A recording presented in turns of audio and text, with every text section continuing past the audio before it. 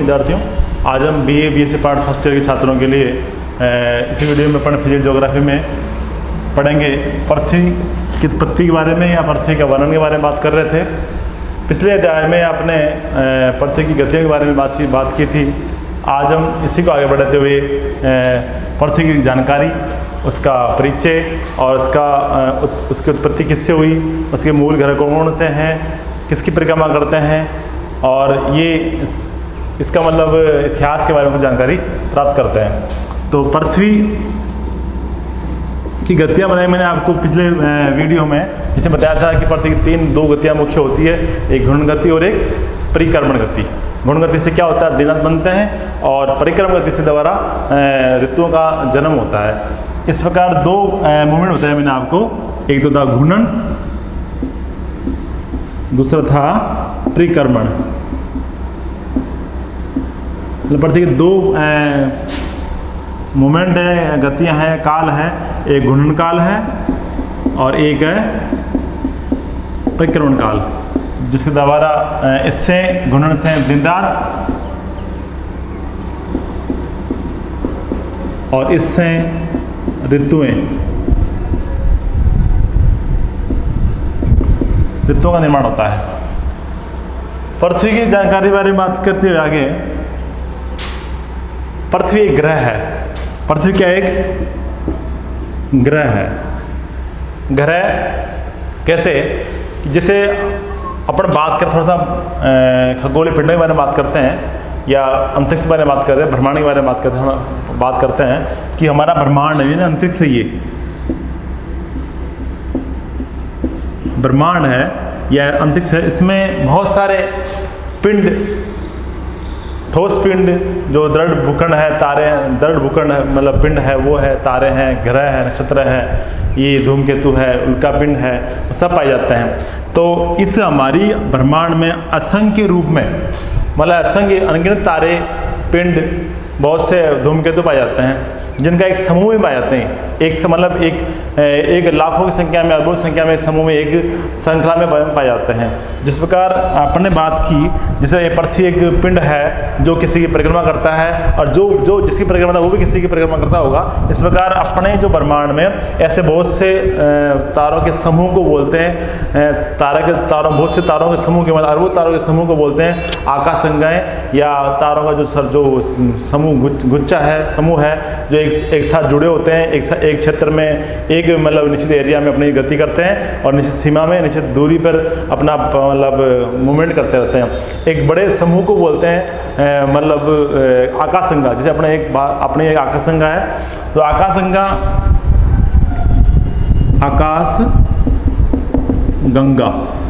यानी तारों का समूह, अनेक तारों का समूह, जिसमें लगभग 100 अरब तारे होते हैं। हमारी जो आकाशगंगा है उसका नाम है ऐरावत।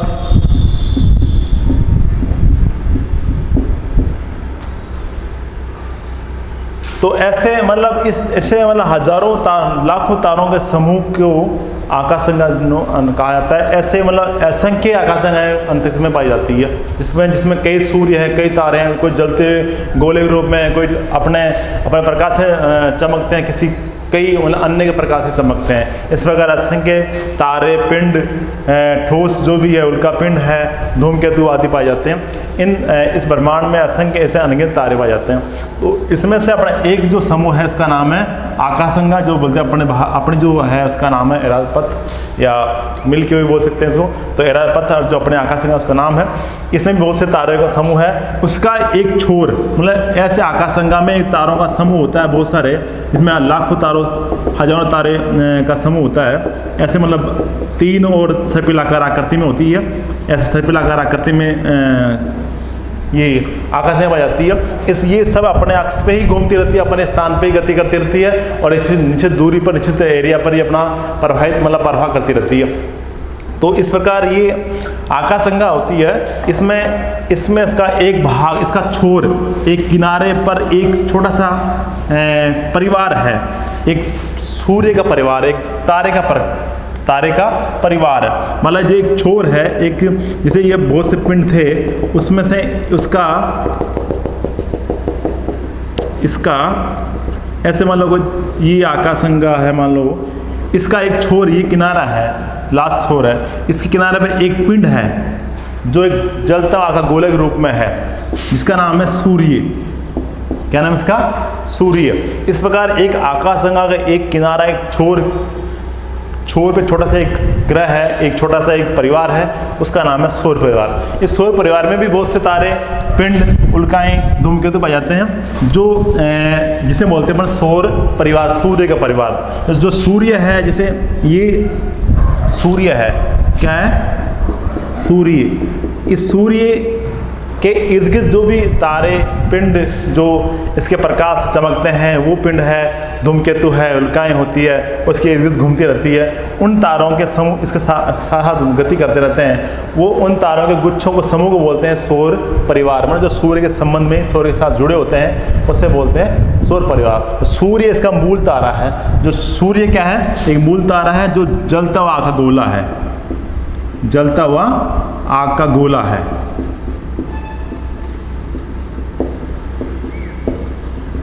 अब इसकी जलने की जो सिस्टम क्या है, वो इसका ये है कि सूर्य के जो आंतरिक भाग है या सूर्य जो संरचना है, उसमें हाइड्रोजन का हीलियम से, इसका H2 हाइड्रोजन का हीलियम में रूपांतरण होता है। किसमें? He में। मतलब हाइड्रोजन परमाणुओं का या अणुओं का नाभिकीय संलयन के द्वारा, नाभिकीय संलयन क्रिया द्वारा,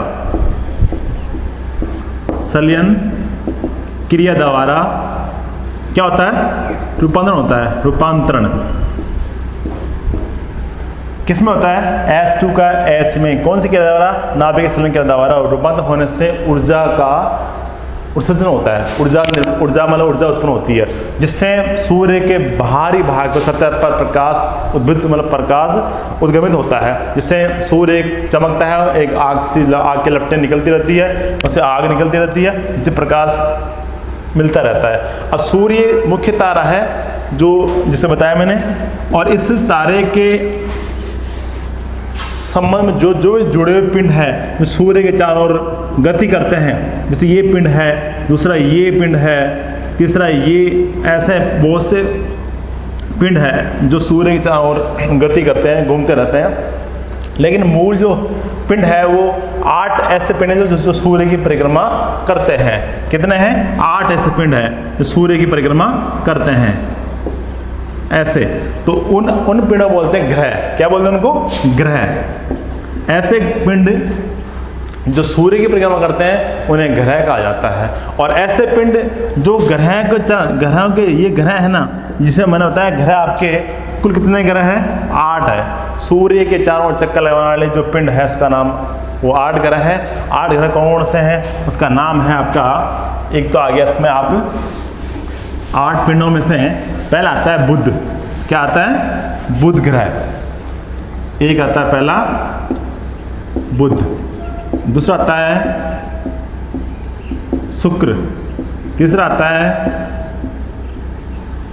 पृथ्वी, चौथा आता है आपका मंगल, पांचवा आता है आपका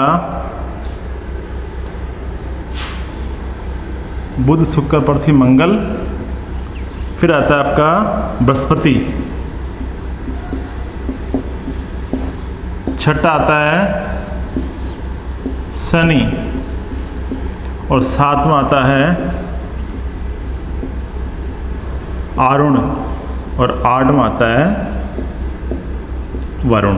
इस 8 ग्रह है, बुध, शुक्र, पृथ्वी, मंगल, बृहस्पति, शनि, अरुण, वरुण। ये 8 मूल ग्रह है जो सूर्य की परिक्रमा करते हैं। इनका आकार देखा जाए तो ये बुध छोटा से छोटा ग्रह है, इससे बड़ा ये है, फिर पृथ्वी बड़ी है, फिर मंगल है, फिर बृहस्पति है, फिर शनि है, फिर अरुण है, फिर वरुण। ऐसे इनका आकार है। तो जो नज़दीक है सबसे पहले वो सूर्य के निकटतम कौन सा ग्रह है? बुध ग्रह है। उसके बाद में फिर शुक्र। ये मतलब सूर्य की दूरी के आधार पर, दूरी के अनुसार इनको रखा गया है कि पहले जो सूर्य है उसके निकटतम कौन सा ग्रह है? बुध है। उसके बाद में उससे दूर शुक्र है, उससे कुछ दूरी पर पृथ्वी है। ऐसे दूरी के आधार पर लास्ट में कौन सा है? वरुण ग्रह है। जो पिंड या जो ग्रह, जो पिंड होते हैं, जो ठोस पिंड, खगोलीय पिंड जो सूर्य की परिक्रमा करते हैं उसे बोलते हैं ग्रह। ये क्या कहलाएंगे? ग्रह। और जो पिंड जो ग्रहों के चारों ओर चक्कर लगाते हैं उन्हें बोलते हैं उपग्रह। उसे बोलते हैं उपग्रह।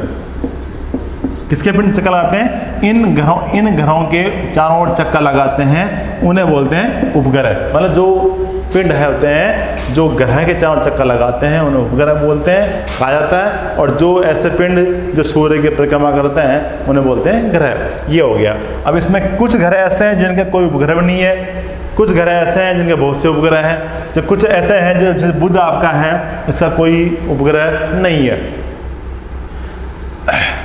ऐसे आपका इसकी भी जो आपका पृथ्वी है इसका एक उपग्रह है। क्या है? एक उपग्रह है जिसका नाम है चंद्रमा। क्या नाम इसका? चंद्रमा।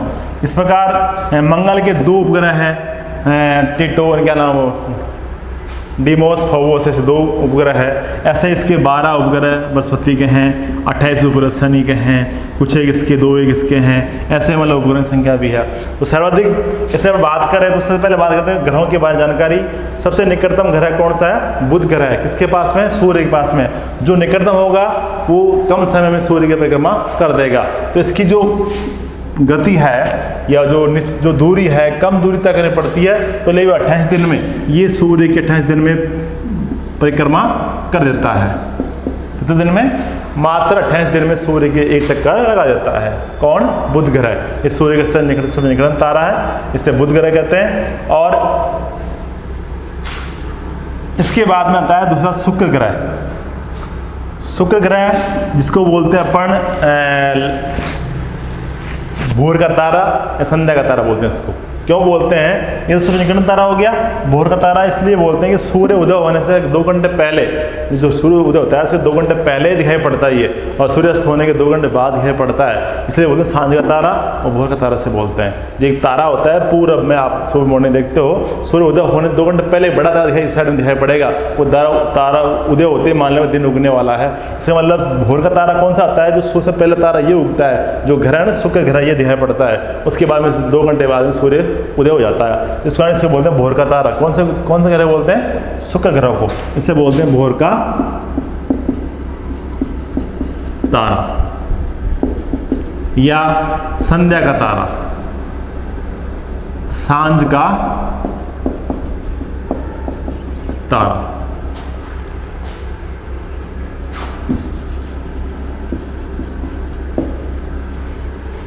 इसका जो परिक्रमण काल है वो ये एक सूर्य की परिक्रमा करने में 225 दिन लगाता है। कितना लगाता है? 225 दिन सूर्य के परिक्रमा काल में लगाता है। इसका भी कोई उपग्रह नहीं है, इसका भी कोई उपग्रह नहीं है। किसका? बुध का और शुक्र का। उसके बाद में आता है आपका चंद्रमा। क्या आता है? चंद्रमा सॉरी इसके बाद में आता है पृथ्वी। तीसरा ग्रह है जो सूर्य की परिक्रमा करता है, इसका नाम है पृथ्वी। पृथ्वी एक नीला ग्रह है। कैसा है? नीला ग्रह। इसे नीला ग्रह भी बोलते हैं। क्यों बोलते हैं इसमें? क्योंकि इस ग्रह के ऊपर या स्थल पर, इसके धरातल पर 71% भाग पर जल है। क्या है? 71% भाग पर जल होने के कारण दूर से अंतरिक्ष से देखने पर नीला दिखाई पड़ता है। इस कारण इस ग्रह को बोलते हैं नीला ग्रह। क्या? नीला ग्रह बोलते हैं इसको। इस ग्रह पर ऑक्सीजन की और जल की प्रचुरता होने के कारण ये मानव जीव जंतुओं के लिए उपयुक्त है। इस कारण यहाँ पर मानव जीवन निवास होना संभव है। बाकी अन्य ग्रहों में ऐसे पिंडों में कोई संभावना नहीं है। तो ये नीला ग्रह जो पृथ्वी, इसकी जो परिक्रमण काल बताया मैंने 365 दिन में ये सूर्य के एक चक्कर पूरा करता है। इस प्रकार ये तीसरा ग्रह हो गया। इसका एक उपग्रह है जिसका नाम है चंद्रमा। चंद्रमा इसका उपग्रह। चंद्रमा सूर्य पृथ्वी की परिक्रमा करता है। सूर्य की परिक्रमा कौन करता है? पृथ्वी। और पृथ्वी की परिक्रमा कौन करता है? चंद्रमा। तो चंद्रमा मतलब 29.5 दिन में, 29.5 दिन के आसपास पृथ्वी के एक चक्कर लगा देता है। इसमें दो मास और दो पखवाड़े होते हैं, एक तो होता है शुक्ल पक्ष और एक कृष्ण पक्ष होता है। कृष्ण पक्ष और शुक्ल पक्ष। कृष्ण पक्ष मतलब काली जो आप अमावस्या के बाद में बोलते हैं अपन, जो पूर्णिमा तक होता है वो कृष्ण पक्ष होता है, और फिर पूर्णिमा से आगे चलेंगे तो वो शुक्ल पक्ष मतलब शुक्ल पक्ष होता है। दो पक्ष होते हैं 15 दिन के, इसमें कभी एक तिथि गड़बड़ जाती है। इस प्रकार ये चंद्रमा मतलब लगभग 1 महीने या 29 दिन में पृथ्वी की परिक्रमा करता है। चौथा आता है मंगल ग्रह। मंगल ग्रह चौथा यहाँ, इसका जो परिक्रमण काल है लगभग 720 दिन के आसपास है, 720 दिन के आसपास है। और ये इसके 2 उपग्रह हैं। कितने ग्रह उपग्रह हैं? 2, जिसका नाम है डीमोस और फोबोस। कौन से? डीमोस और फोबोस, 2 उपग्रह किसके? मंगल के। इसे लाल ग्रह बोलते हैं, इसे बोलते हैं लाल ग्रह, इसे बोलते हैं रेड प्लैनेट, लाल ग्रह। क्यों कहते हैं? क्योंकि इस ग्रह पर सर्वाधिक मात्रा में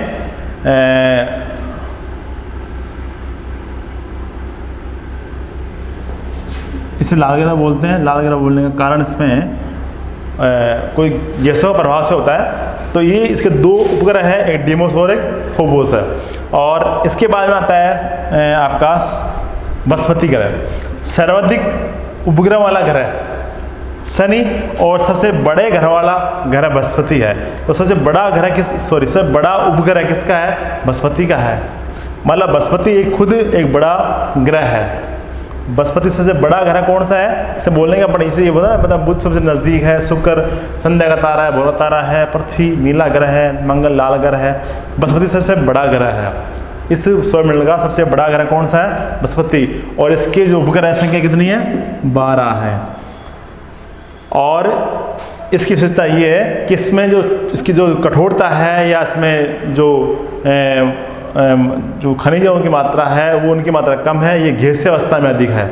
मतलब ये इसकी जो स्ट्रक्चर है, जो बनावट है वो गैसीय अवस्था में अधिक होने के कारण वो काफ़ी बड़ा है। इसका आयतन अधिक है लेकिन घनत्व कम है। मतलब जो छोटे ग्रह हैं उनका घनत्व ज़्यादा है और जो बड़े ग्रह हैं उनका घनत्व कम है।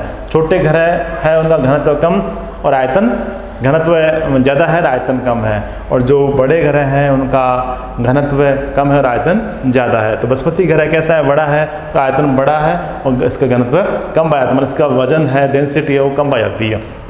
इसके 12 उपग्रह है। उसके बाद में शनि। शनि एक तस्त्री नुमा प्लेट नुमा ग्रह है। इसके चारों पर वलय पाई जाती है। क्या पाई जाती है? वलय। इसके चारों ओर 7 प्रकार की गैसीय वलय पाई जाती है। वलय मतलब वर्ताकार, ऐसे वर्ताकार प्लेटें पाई जाती है, इसे बोलते हैं वलयकार ग्रह। कौन सा ग्रह है? शनि। तो शनि के सबसे सर्वाधिक उपग्रह किसके हैं? शनि के हैं। लगभग 28 उपग्रह हैं और इसे वलयाकार ग्रह भी कहा जाता है। उसके बाद में आता है अरुण। अरुण के भी 2 उपग्रह हैं जो आप सबसे इसके बाद में सेकंड वाला क्षेत्र है। इसमें सर्वाधिक मतलब बताएं बृहस्पति ग्रह होता है, इसका 12 उपग्रह है। लेकिन ये अपने सूर्य परिक्रमा में लगभग 11 वर्ष और 9 महीने यानी लगभग 12 वर्ष में सूर्य की परिक्रमा करता है। और ये शनि है जो जिसके आकृति वलयाकार है, इसके सर्वाधिक उपग्रह है। इसकी जो विशेषता है ये लगभग 29 वर्ष में सूर्य की परिक्रमा करता है। इसके बाद में आता है अरुण। अरुण ग्रह, इसके 2 उपग्रह हैं। छोटा ग्रह है, इसका आयतन कम है और घनत्व थोड़ा ज़्यादा, इससे अपेक्षा ज़्यादा है। तो ये इसके उपग्रह 2 है और इसकी विशेषता ये है कि 2 ऐसे ग्रह हैं जो सभी ग्रहों के उल्टी दिशा में, सभी जो अन्य ग्रह हैं उनकी अपेक्षा विपरीत दिशा में घूमते हैं। तो 2 ऐसे ग्रह हैं, एक शुक्र है और एक अरुण है। 2 ऐसे ग्रह हैं जिनकी जो दिशा है, घूमने की घूर्णन काल है, इनके अलावा इनकी अपेक्षा मतलब विपरीत है। तो बुध है, पृथ्वी है, मंगल है, बृहस्पति है, शनि है, वरुण है, ये सभी ग्रह क्या है? पश्चिम से पूर्व की ओर घूमते हैं। पश्चिम से पूर्व की ओर गति करते हैं। पृथ्वी कैसे घूमती है? पश्चिम से पूर्व की ओर।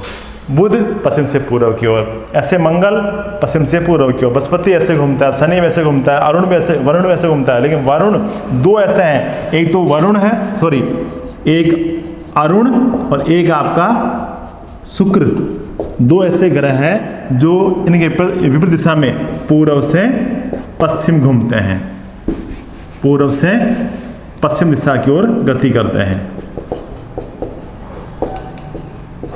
दो कौन से? एक शुक्र और एक अरुण, इसमें दो, इनकी दो विशेषता ये है। और इनका जो परिक्रमण काल है लगभग 84 वर्ष है। इसका जो परिक्रमण काल कितने साल का है? 84 वर्ष का है। लास्ट है इसका वरुण उपग्रह, इसका लगभग 112 वर्ष में सूर्य की परिक्रमा करता है और सबसे अधिक दूरी पर वरुण ग्रह पाया जाता है। सबसे छोटा, ये भी छोटा ग्रह है। तो इस प्रकार ये ग्रहों के बारे में कुछ जानकारी थी। और इस प्रकार ग्रहों के बारे में, उपग्रहों के बारे में, ग्रह किसे कहते हैं, उपग्रह किसे कहते हैं, इस बारे में अपन बातचीत की। आज इसके आगे अपन बात करेंगे नेक्स्ट पृथ्वी के बारे में। तो अपन में पृथ्वी के बारे में बताई थी कुछ जानकारी आज कि पृथ्वी का उत्पत्ति किससे हुई है, पृथ्वी का मूल ग्रह कौन सा है और इसके कौन से साय ग्रह है, पृथ्वी के साथ संबंध क्या है सूर्य का। सूर्य एक तारा ऐसा है जो खुद जलता हुआ गोला है, इसके द्वारा अन्य ग्रहों को प्रकाश मिलता है और इसके द्वारा यहाँ पर ये अन्य मतलब सूर्य प्रकाश से ये ग्रह पर सूर्य मतलब ऊर्जा प्राप्त होती है, जिससे मतलब पृथ्वी पर ये जो ऑक्सीजन की मात्रा अधिक है, पानी की मात्रा अधिक है, इस कारण से ही मतलब मनुष्य जीवजंतुओं के लिए उपयुक्त जलवायु पाई जाती है। इस प्रकार आज इसके बारे में अपनी इतनी बात करेंगे। नेक्स्ट कल वीडियो में अपन पृथ्वी के बारे में सामान्य जानकारी और प्राप्त करेंगे। और क्या आज के लिए इतना ही, धन्यवाद।